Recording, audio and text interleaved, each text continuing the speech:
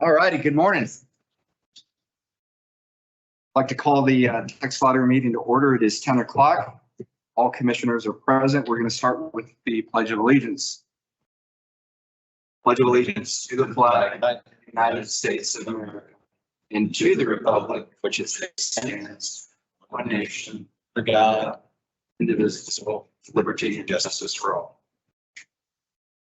Under the Texas flag, I pledge allegiance to thee, Texas, one state, under God, one and indivisible. Okay. Morning, everyone. Glad to see everyone here. So first item is the 2022 financial audit. Kelly, this is your item.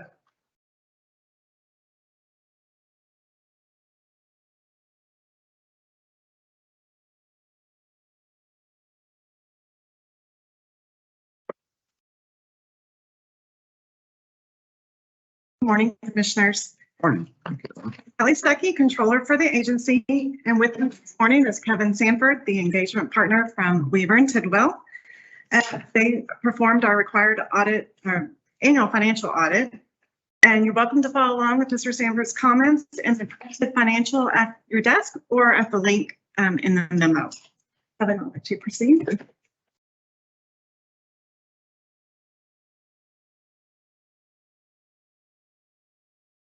Chairman Rivera, commissioners, good morning.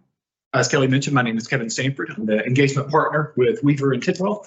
We audited the commission's financial statements for the year ended August 31st, 2020. And happy to be here today to present of that.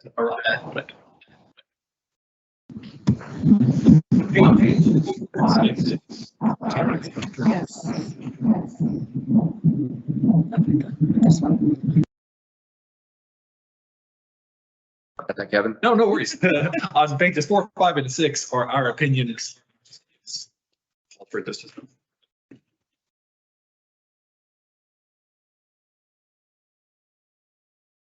All right, one more time. Good deal. Our opinion on the financial statements, once again, this year is an unmodified opinion. It is the highest level of opinion that independent auditors can give a set of financial statements, and it states that in all material aspects, the commission's financial statements are accurately presented. So a clean report on the financial statements.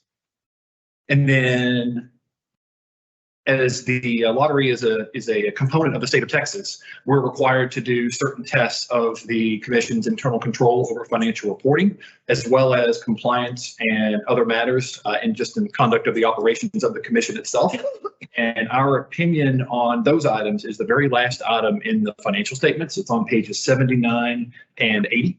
And pleased to report that we had no reportable items in either aspects. Internal control over financial reporting. If we did not do enough testing to render an opinion, but had we noted anything in the context of the test of internal controls, we would be required to report them to you in this report. And pleased to note that there are none, as well as on compliance and other matters. We had no items to report here of any deviation in required compliance. So really, in all aspects, our audit was a clean report. And very well done. I want to thank Kelly and her team for helping us get through it efficiently and effectively, as well as to you for the opportunity to work with the commission for the audit. So at this time, I'll be happy to dig into any of the additional details of the audit, answer any questions, or go through anything else in more detail like. Commissioners, any questions, thoughts, input? No, thank you. Okay. Do you have anything you'd like to say to Kevin or? Okay, well, Kevin, we sincerely appreciate the work that you do, and it gives us a lot of confidence knowing that you've done such a good job, and it's vitally important that this report is done, and so we're grateful that it was executed in such a clean manner. So as always, if there's anything that you feel that communication needs to happen, things that you feel need to be highlighted, as always, we have an open door and believe in complete transparency in all that we do, and we're grateful for the work that you do. Of course, thank you. Okay, Kevin, thank you. Okay. Going now on to item number 3, report from the Bingo Advisory Committee. Grace, this is your item.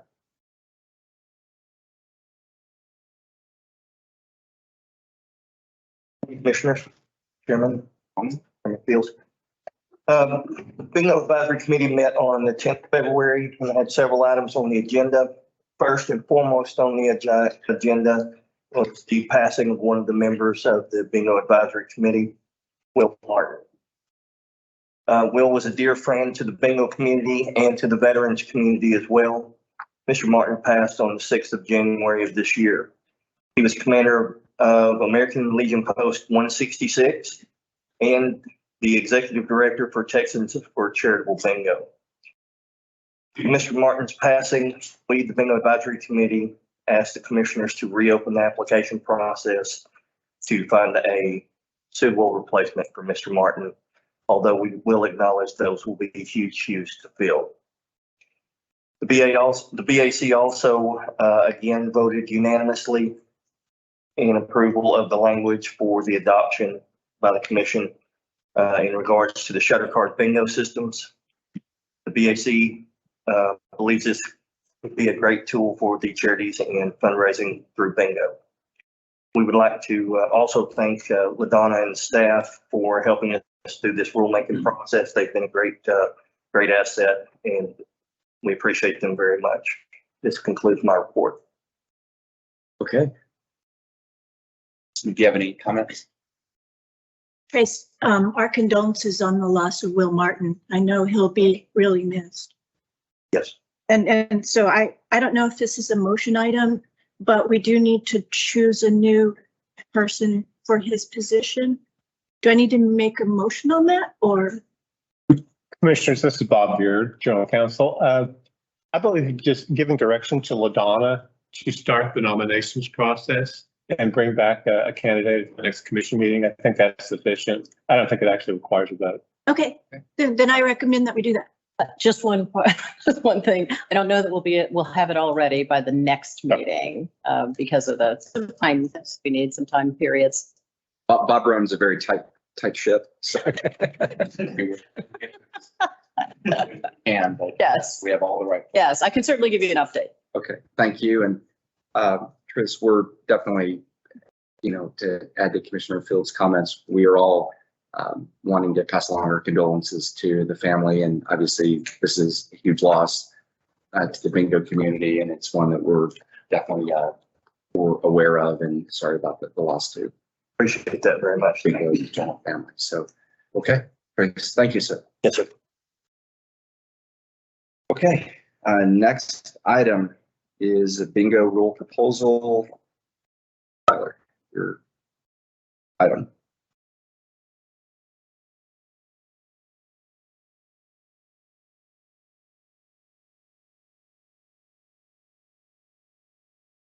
Thank you.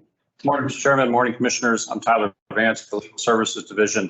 I have for your consideration today the adoption of new rules in bingo 402, 331 through 338. These are related to shutter card bingo systems. This rulemaking was initiated this summer via petition for rulemaking that was submitted by 3 Texas licensed distributors, Daniel Moore, K&B Sales, and Roy Bingo Supplies. At the August meeting, you were voted to grant that petition, and then at the December meeting, we proposed those rules and opened them up for public comment. We received 2 comments in support of the proposed rules, one from the VFW of Texas, the other from the petitioners. We received no negative comments or neutral comments, only the 2 positive. Staff recommends that we adopt these rules in order to provide clear guidance on the use of shutter card bingo systems in Texas. I'm available for any questions. Kim Kiplin is the attorney for the petitioners in this rulemaking. She's available too if you have any questions. Okay, Commissioners, any thoughts, comments? Cindy, Make a motion that we approve the rules as published. is there a second? Second. All in favor, say aye. Aye. Okay, motion approved. Thank you. Okay, next item. You're going to hear from Kelly. Kelly again, without Kevin. And Robert is going to be here. Okay.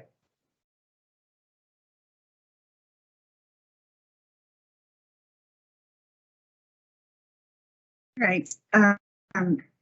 Again, Kelly Stuckey, Controller for the agency, and with me today is Commission's Lottery Operations Director, Robert Trelawney, And we'll be providing an update on sales through the week ending February 4th, 2023.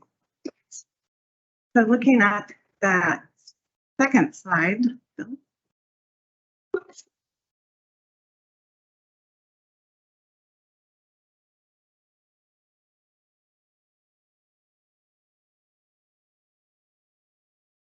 Here we go.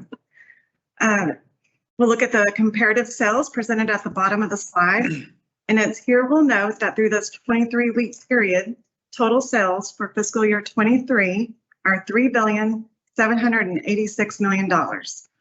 That is an increase of over $262 million or 7.4% over last year's $3,524 million for the same time period.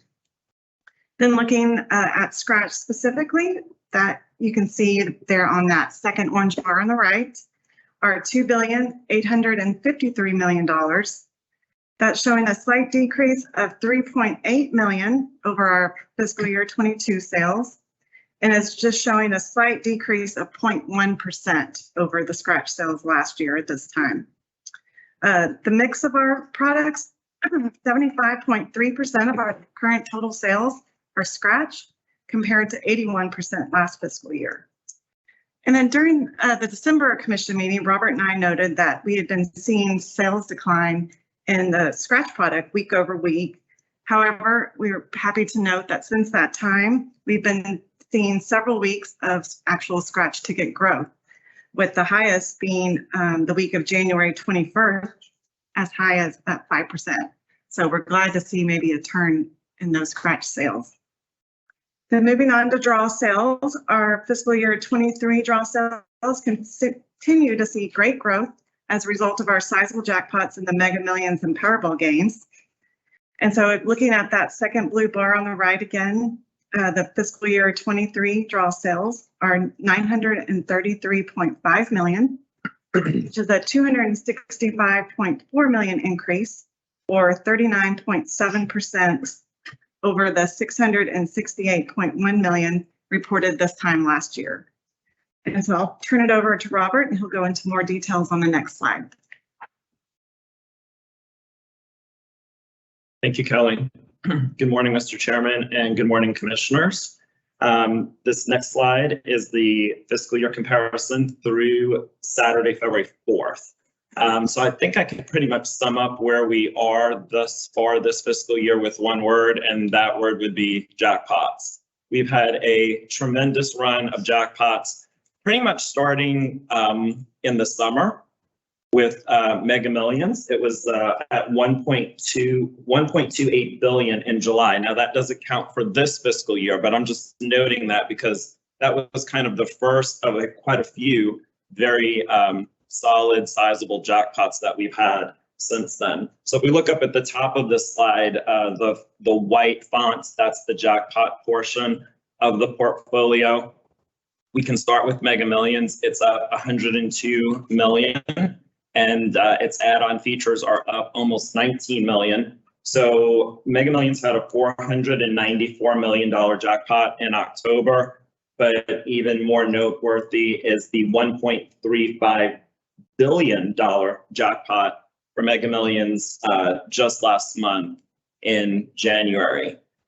Powerball has also had very, very good jackpots. In November, there was a advertised $1.9 billion jackpot.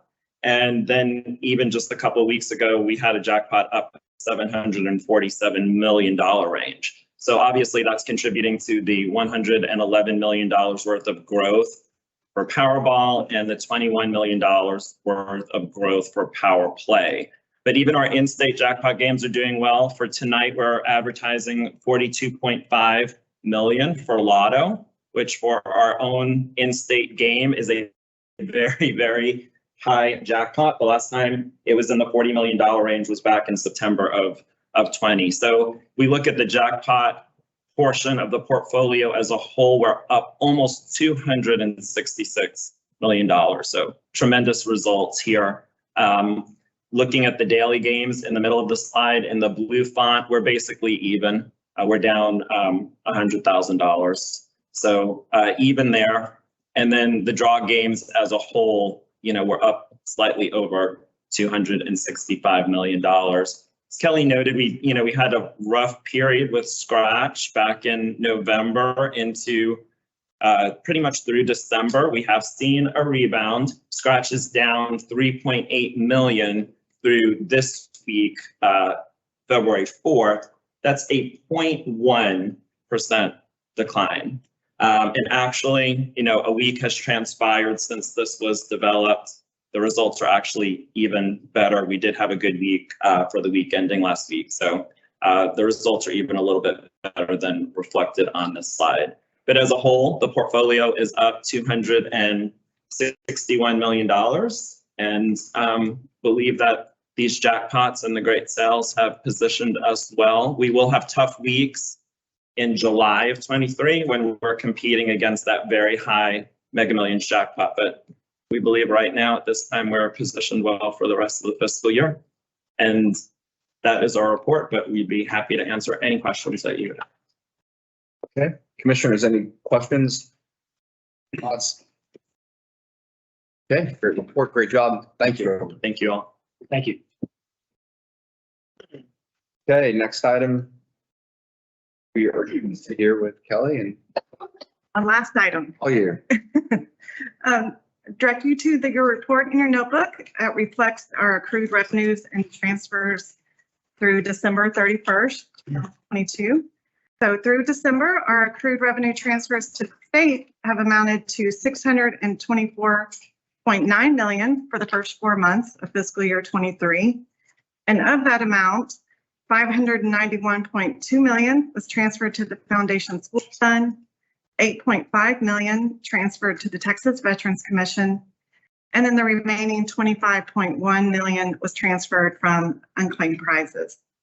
So this leaves us with a 9.3% or $50.5 million increase over revenue from sales to the Foundation School Fund for the same time last year. Our cumulative overall accrued transfers to the Foundation School Fund through December are $30.3 billion. And then also included in your notebooks are the 23 method of financing summary for the first quarter ending November 30th. Our commission's lottery account budget for 23 is $256 million. And of this amount, 71.3 was expended or encumbered through this first quarter. And then the bingo administration budget funded by GR is 2.1 million with 93.4 expended or encumbered through the first quarter. Commissioners, this concludes my presentation. I can answer any questions. Okay, commissioners, questions? Okay, all good. Thank you so much, Kelly. Okay, next item is a report on the active legislative session. Nelda, your item.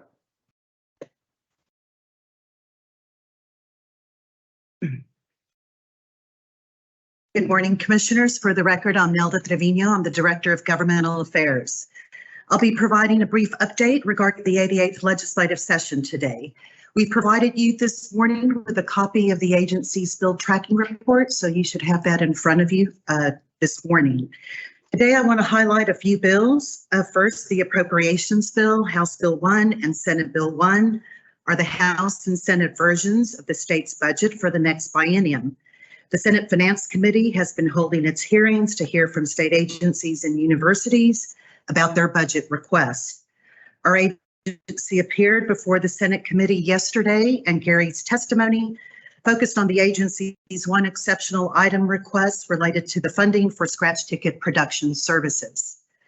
The House Appropriations Committee began its budget hearings this week, and the agency will be scheduled to appear before the subcommittee on Articles 6, 7, and 8 next week on February the 21st. An important item to note in both versions of the filed budget bill is that they include a proposed state employee pay raise, which obviously is very important to all state employees. At the Commission's December meeting, I mentioned a few bills filed related to the agency's operation. These included House Bill 431 by Representative Sinfronia Thompson related to the conduct of charitable bingo. The Senate Companion Bill, Senate Bill 643 by Senator Judith Saffirini, has now been filed as well. Also, bills previously reported were House Bill 639 by Representative Jose Lozano relating to the number of temporary licenses issued to conduct bingo to non-regular license holders, and House Bill 903 by Representative Joe Moody relating to the operation of a quick draw lottery game. Since our last commission meeting, a few additional bills related to the lottery have been filed. One is House Bill 1395 by Representative Joe Moody. This is relating to the authorization of Sunday lottery drawings. And HJR 92 by Representative Richard Raymond. This joint resolution would amend the Constitution to dedicate lottery proceeds to support education programs in public schools and would prohibit the advertising that would promote the purchase of tickets for the purpose of supporting public education. Additionally, companion House and Senate bills have been filed to legalize and regulate mobile sports betting, and the Texas Lottery Commission is the identified oversight and regulatory agency for this initiative. Mobile sports betting bills include House Bill 1942 and HJR 102 by Representative Jeff Leach, and Senate Bill 715 and SJR 39 by Senator Lois Kolkhorst. Bill filing deadline is March 10th, and all bills, as bills continue to be filed, we will certainly add any of those that are of interest to the agency. This concludes my report, and I'll be glad to answer any questions that you might have. Okay, Commissioners, any questions? Okay. Elda, thank you very much. Okay. Next item is Darlene, the Internal Auditor Report.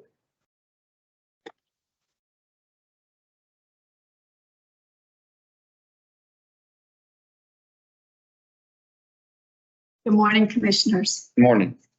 Today I have the results from our recently completed internal audit of physical security and the new office operations. And for the record, my name is Darlene Brown and I'm the internal auditor for the agency. The agency moved their offices at the Draw Studio and the Austin Claims Center to George H.W. Bush Building, located at the Capitol Complex last year. The purpose of this audit was to determine whether the Texas Facilities Commission and the Texas Lottery Commission have adequately physical security and infrastructure stability within the new facilities. For this audit, we focused on the infrastructure, which is power and the internet, video surveillance, security within shared workspaces, common server room access, common server room environment. And this is the room where all servers and technology equipment for all agencies are located. We also looked at the claims center mail room, sensitive operations, the background fingerprint operations, and secure physical access. We're happy to note that the Texas Lottery has implemented numerous best practice controls to ensure physical security of the new office and operations. The 8 findings we identified are primarily related to things that the Texas Facility Commission needs to address. We noted that the Texas Facility Commission has not fully installed or implemented measures to ensure stability of power and internet services at the facility. This has caused disruptions to the lottery's operations, including timely processing of prize claims. Additionally, the Texas Facilities Commission has not adequately protected the common data room where TLC's information, technology servers, and equipment reside. We identified instances where the Texas Lottery Commission information security staff are unable to exercise appropriate control on various aspects of the physical environment in their new offices. This jeopardizes sensitive information retained by the lottery, such as the personal identifiable information, or PII. This is due to the continued presence of construction personnel, as well as lack of oversight and communication from the Facilities Commission. While we did identify some additional issues that were remediated during our review, there are several persistent and severe vulnerabilities that threaten the daily business operations of the lottery. Specifically, we noted that the Texas Facilities Commission weaknesses in their infrastructure include the Facilities Commission has not tested or notified the lottery facility staff of any generator or universal power supply testing since they moved into 2020. The Facilities Commission has not tested or informed the Texas Lottery's facilities staff on how long the generator will run if it's ever needed to support the building. The lottery has experienced power-related issues within the building, which has resulted in the lottery leveraging their data center that is in the warehouse for primary data processing. The Facilities Commission has also not installed a redundant internet service provider, so when internet goes out, there's no backup. Most areas of the shared workspaces, the claims center and the draw studio are under adequate video surveillance coverage, and the few areas that are not, that are sensitive, are only accessed by badge or key. We also noted that there was adequate space designed into the common work areas of the lottery, and that there's ample room to lock materials when needed. We noted that the commons data or server room where everybody's servers, not just lottery, is, and the IT equipment is not adequately protected. There's no video camera once inside the room, so if individuals can get into the room with their key or their badge, there's nothing to identify what's happening in there. Although all of the servers are behind individual lock cages. But what was really surprising was when our team opened up the panel for the fire suppression system, there was nothing inside that panel. So that means that all the servers are there and there's no protection against fire other than what comes with the building. We also noted that power switches within the server room can be easily bumped, which can turn off the power to the servers. When it comes to electrical rooms on the floors, they're covered with badge readers, but the who has access is not limited to individuals that need to have the access. For example, my audit team was able to access those power rooms. We also noted that there was one locking mechanism that was covered with tape that allowed access to the room on the 6th floor. And then again, the Facilities Commission ownership of the badge access system causes extensive delays in receiving access reports on who has the badges and who has actually accessed rooms. We worked with the Lottery Commission to request these reports during the audit, and we received a copy a little over a week ago. It's not in a usable format and still not fully accurate. So lastly, the Facilities Commission has not provided the lottery with an inventory who has physical keys, including the contractors, to access spaces. We recognize that the facility is still under construction. However, these items we just discussed are high-risk areas that impact every agency in the building, not just the lottery, and they should be resolved as reasonably possible. This concludes my report for today, and I'll be happy to address any questions. Okay. Commissioners, thoughts, questions? Clearly, there's a lot that needs to be addressed. So do you see a path forward? Obviously you've laid out your ideas, but what's next? We're working with lottery staff to monitor progress of Facilities Commission addressing these issues. It takes time, but we'll come back and monitor, and we'll do whatever is necessary to get the Facilities Commission to take action, especially in that server room, Right. Getting access to other rooms, because if that goes down, then Correct. Yeah, clearly this is it's a major problem. very important, and I know there's only so much that we can physically do, and if Gary could take a screwdriver and fix it immediately, that it'd get done already. So we trust that it will take care of itself. If I could say just a couple of things. So for 25 years, Mr. Chairman, we were in control of our own building. Correct. We had all of the security measures, access control verifications in place. And the lottery, not just the Texas lottery, but every lottery around the country and every gaming institution for that matter, it's a very unique animal. It doesn't really fit nicely into a typical state of Texas environment. So it's a learning curve for the Facilities Commission to understand our needs. It's taking a little longer than we want. Our administration director, Angela Zagarba, is doing a great job of communicating all of these items to them, and they're trying to get to them as we can. But I really appreciate the work of Darlene and her team doing this internal audit. We're going to forward those findings over to the Facilities Commission and ask them to provide the management's responses to that audit, which we think will highlight those items for them and help them better understand that this is a priority, not just for us, but for the state of Texas. Right. And we'll continue to work with them as best we can. Okay, great job, everyone, and Darlene, tremendous report. That was Thank you. really thorough. Thank you. Okay, next item for bingo report. Donna, this is for you. Good morning, Commissioners.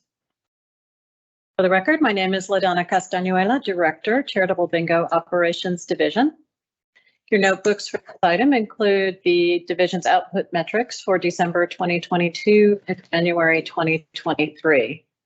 I don't have anything more to add to my report this time, but I am available to answer any questions.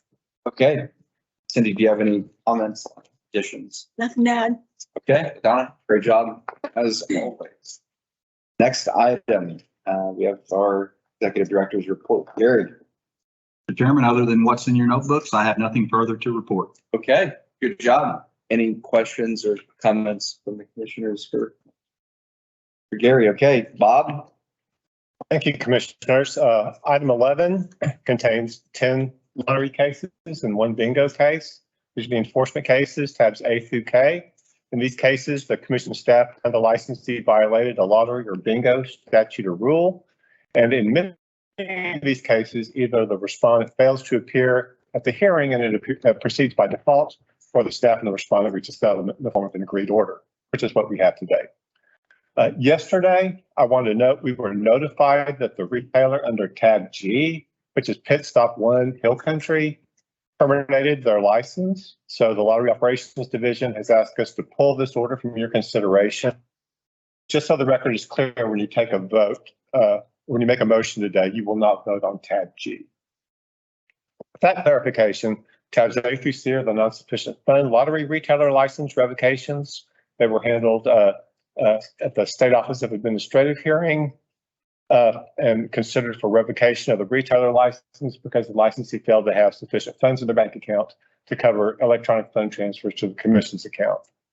In each case, the licensee failed to appear at the hearing, and the judge remanded the case to the commission to handle as a default matter. Tabs D through I are lottery agreed orders. As I said, tab G will be pulled from your consideration. Tab J was a lottery case that went to hearing. It's the kind of case that would normally settle. It was a case where a retailer purchased a winning ticket from a customer, but for some reason they did not want to settle. So went to hearing and we got the recommendation we wanted from the judge, which is the 90-day suspension. And tab K is the bingo agreed order for the VFW Post 6899 Trinity County Memorial. And that concludes my presentation. There are materials for these cases in your notebooks. You may take them all up in a single vote if you like, and I'm happy to answer any questions. Okay, Commissioner, is there a motion? I make motion. Second. All right, all in favor, say aye. Aye. Motion approved. Bob, good job. Thank you, sir. Anything else, Bob, that you need to visit with us? We have no other requests for public comment, and I'm not aware of the need to go into executive session. Okay, commissioners, is there anything that y'all would like to visit about? Okay, on behalf of the commission, thank you everyone for being here. This was just a tremendously run meeting, and it's because of all of the leadership that we have on the other side of this dais that allows us to operate so smoothly. So thank you, Gary, and everyone here. So have a wonderful day, and we are adjourned.